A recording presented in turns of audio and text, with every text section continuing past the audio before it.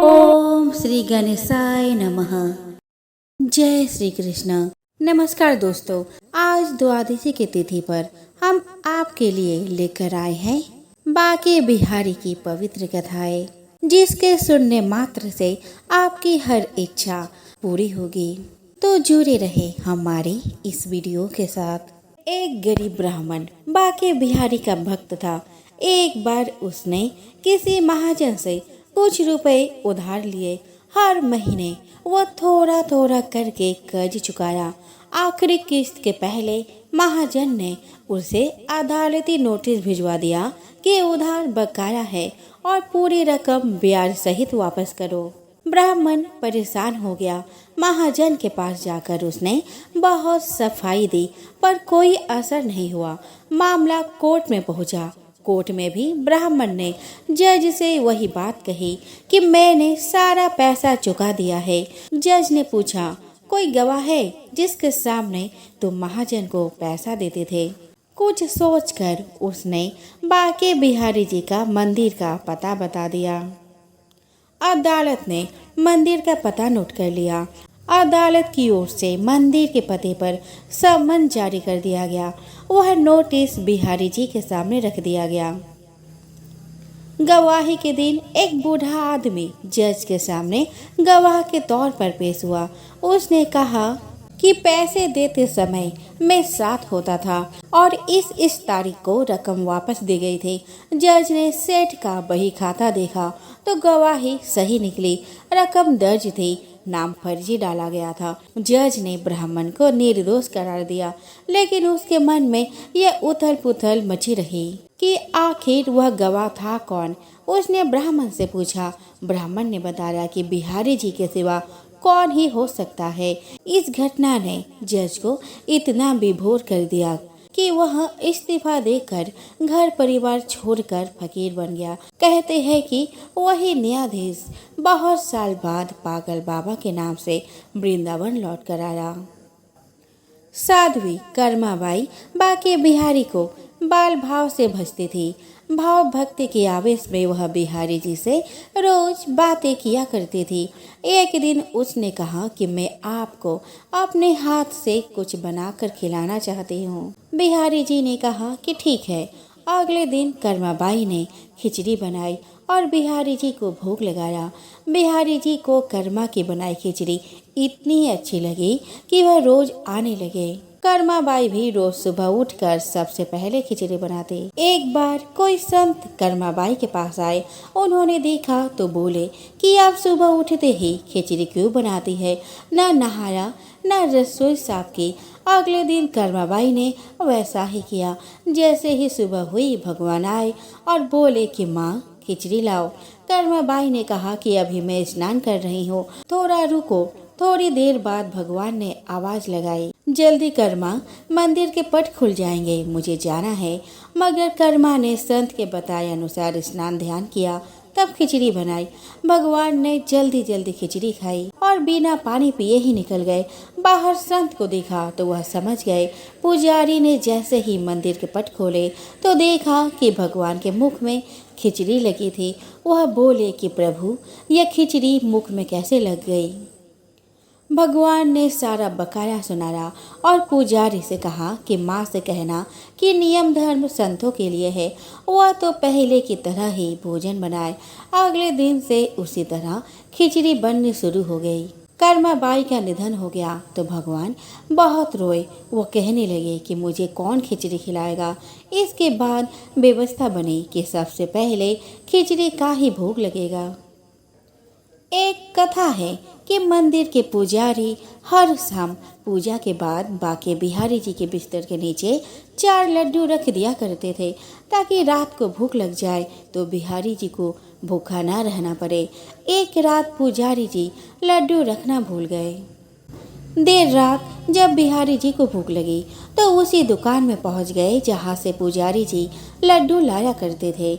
उस समय दुकानदार काम खत्म करके दुकान बंद कर ही रहे थे कि बिहारी जी अपने मनोहारी रूप में दुकानदार से बोल पड़े कि भूख लगी है, 4 लड्डू देना।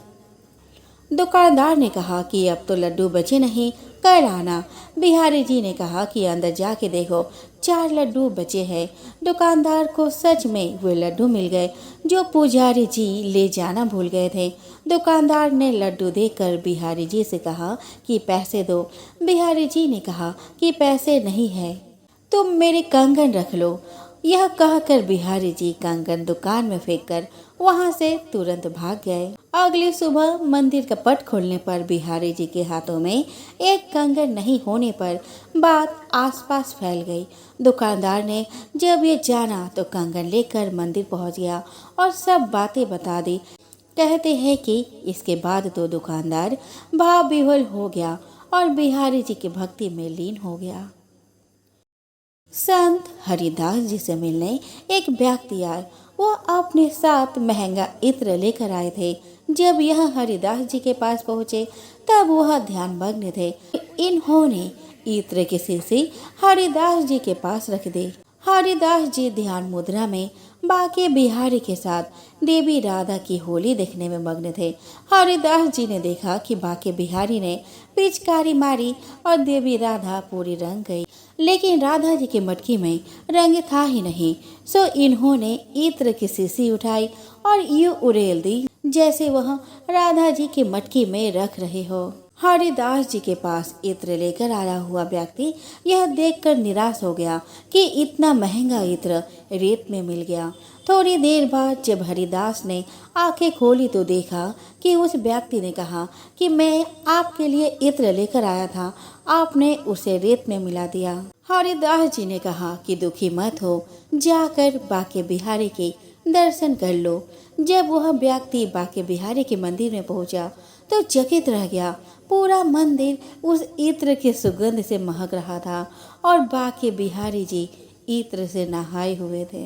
इस चमत्कार को देखकर वह हरिदास जी के चरणों में लौट गया।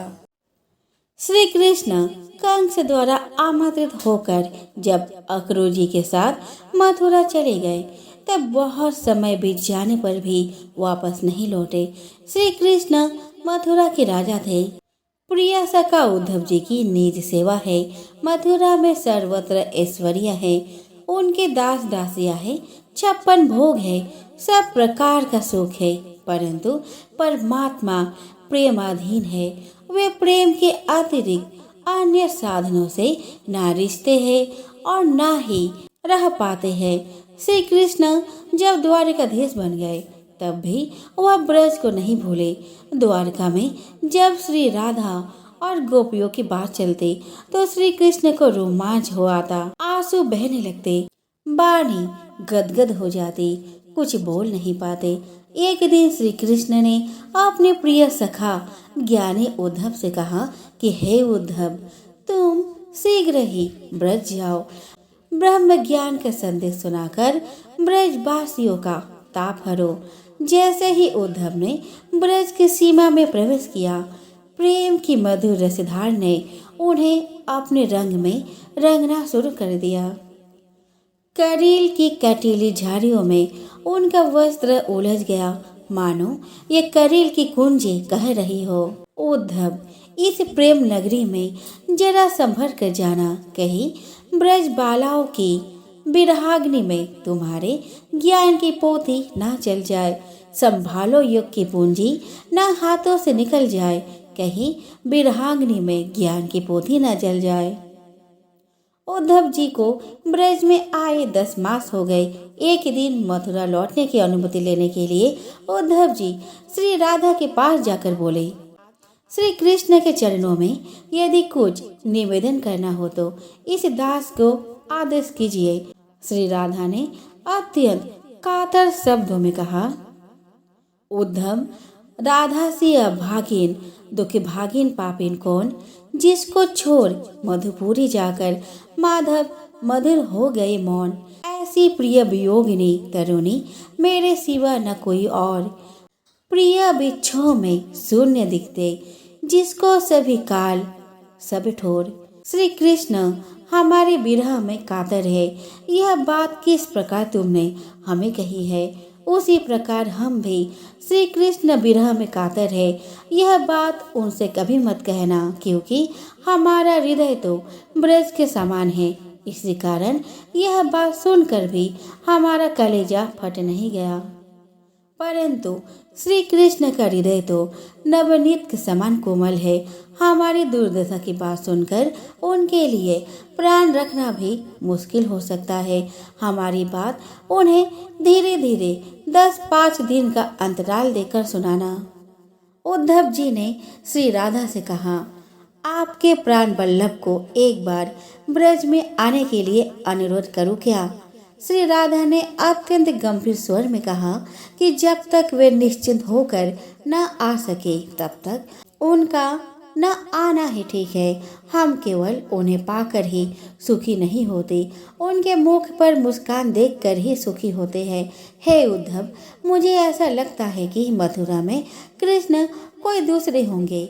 मेरे कृष्ण तो मेरे साथ ही रहते हैं, मुझे छोड़कर वे गए ही नहीं थे। कल मैंने श्री कृष्ण की बांसुरी सुनी है, कदम के पेड़ पर मुझे उनका दर्शन हुआ है। उधर मोहन बनी राधा वियोगिन की जुदाई में, इधर राधा बनी है श्याम मोहन की जुदाई में।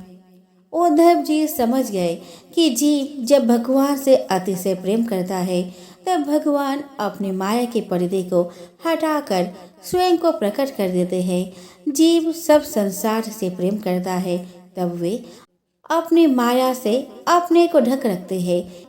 यही बात भगवान ने गीता में भी कही है।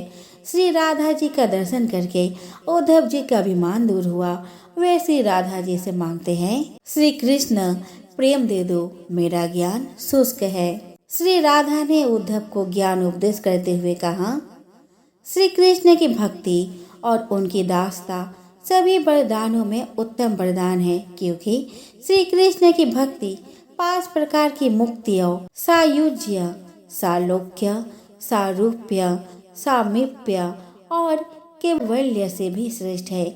और उनकी दासता ब्रह्मत्व, देवत्व, इंद्रत्व, अमरत्व और सिद्धियों की प्राप्ति से भी बढ़कर है। समस्त पृथ्वी का दान, प्रदक्षिणा, सभी तीर्थों में स्नान, सभी देवताओं का पूजन, वेद पाठ, जप तप दान, ब्राह्मण भोजन, माता पिता की भक्ति, गुरु सेवा, भयभीत की रक्षा करना आदि श्री कृष्ण की दासता की 16वीं कला की भी समता नहीं कर सकते। जो कर्म कृष्णार्पण कर दिया जाता है और जिससे श्री कृष्ण की प्रसन्नता बढ़ती है वही सर्वोत्तम है। इसीलिए तुम उन पर ब्रह्म परमात्मा ईश्वर अविनाशी सर्वेश्वर ज्योति स्वरूप परमानंद स्वरूप नंद नंदन का भजन करो। श्री राधा ने आगे कहा कि उद्धव, इस भूलोक में कौन किसका पति, कौन किसकी पत्नी या भाई बंधु है, अर्थात कोई किसी का नहीं है, क्योंकि विपत्ति के समय श्री कृष्ण के अतिरिक्त कोई किसी का बंधु या सहायक नहीं होता। संत लोग रात दिन श्री कृष्ण का भजन करते हैं, क्योंकि श्री कृष्ण जन्म मृत्यु बुढ़ापा और रोग का विनाश करने वाले हैं। वही सर्व दुखारी परमेश्वर है। भगवान श्री कृष्ण के चरण कमल की सेवाओं में, उनके गुणों के कीर्तन में, उनकी भक्ति ध्यान और पूजा में मनुष्य का जो समय व्यतीत होता है उसी में जीवन का सारा मंगल और आनंद है। श्री कृष्ण का बेस्मरण होने से ही हृदय में शोक संताप और जीवन में विघ्न आते हैं। परमात्मा श्री कृष्ण का भजन ही काल पर विजय पाने का उपाय है। सूर्य जब प्राणियों की आयु को रात दिन के ब्याज से छीन करते रहते हैं, अर्थात सूर्योदय होने पर एक नया दिन होता है और मनुष्य की आयु का एक दिन कम हो जाता है, परंतु संतों और हरि भक्तों पर इसका कोई वश नहीं चलता। इस बात को समझाने के लिए श्री राधा हरि भक्तों का उदाहरण देती है। ब्रह्मा के चारों मानस पुत्र सनक, सनंदन, सनातन और सनत कुमार जो रात दिन श्री हरि के ध्यान में रहते हैं, इस कारण उनकी आयु सदा स्थिर रहती है। वे 5 वर्ष के शिशुओं की तरह सदा बाल रूप में ही रहती है और उसी रूप में वे 11 रुद्र, 12 आदित्य और ज्ञानियों के भी गुरु के गुरु है। वे दिगंबर है, परंतु श्री कृष्ण के ध्यान से पवित्र हो गए हैं। जो मनुष्य इनका स्मरण करते हैं, उनके हृदय में भी हरि भक्ति उत्पन्न हो जाती है और वे श्री हरि के दास्य भक्ति के अधिकारी बन जाते हैं। मृकंडु ऋषि के अल्पायु पुत्र मार्कंडेय ने श्री हरि की सेवा से 7 कल्पों तक की आयु प्राप्त की। बोडू, पंचसिक, लोमस और आसुरी मुनि ने समस्त कर्मों का त्याग कर श्री हरि के चरण कमलों के ध्यान और सेवा से 100 कल्पों की आयु प्राप्त की। परशुराम, हनुमान, बलि, व्यास, अश्वत्थामा, विभीषण, कृपाचार्य और जाम्बवान ये सभी श्री हरि के ध्यान से चिरंजीवी है। श्री हरि से द्वेष करने वाले दैत्यराज हिरण्यकश्यप के पुत्र प्रहलाद हरि भक्ति से चिरंजीवी हो गए। भारतवर्ष में जन्म पाकर भी जो मनुष्य श्री हरि की दास्य भक्ति न करके विषयों में उलझे रहते हैं, वे महामूर्ख है। वे जानबूझकर अमृत का त्याग करके विष पान करते हैं।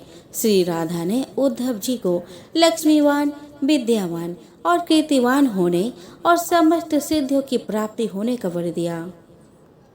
साथ ही श्री हरि के चरण कमलों की निश्चल दास्य भक्ति और श्रेष्ठतम पार्षद पद की प्राप्ति का भी वरदान दिया।